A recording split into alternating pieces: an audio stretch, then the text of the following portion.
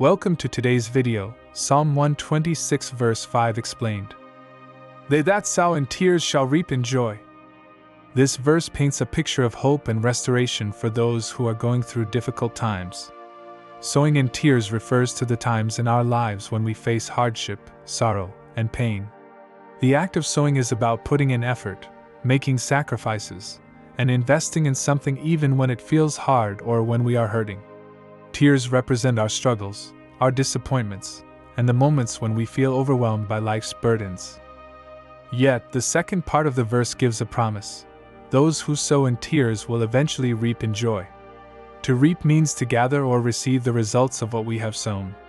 In biblical times, sowing and reaping were everyday realities for people who lived off the land.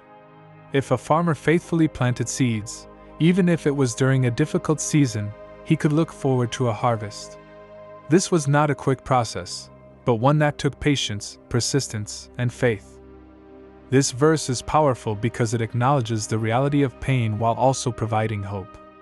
It does not say that tears are pointless or that we should avoid them. Instead, it teaches that God sees our struggles and honors our perseverance through tough times. The promise of reaping in joy is about God's ability to turn sorrow into gladness. It means that our pain is not wasted. Our seasons of weeping and struggle can lead to new blessings and joy that we could not have imagined. On a deeper level, this verse can apply to anyone who is walking through a season of loss, waiting, or disappointment. Maybe you are praying for something and haven't seen the answer yet. Maybe you have given your best but feel like you are not seeing results. This verse encourages you to keep going. The seeds you are planting through your prayers, your work, and your faithfulness, even when accompanied by tears, will eventually produce a harvest of joy. Psalm 126 itself is a song of restoration. The psalmist wrote it as a celebration of the return of the Israelites from captivity. For years, God's people had been exiled and suffered deeply. When they were finally restored to their land, their mouths were filled with laughter, and their tongues with singing. The story of their return shows how God can turn even the darkest situations around. The same principle applies to us today.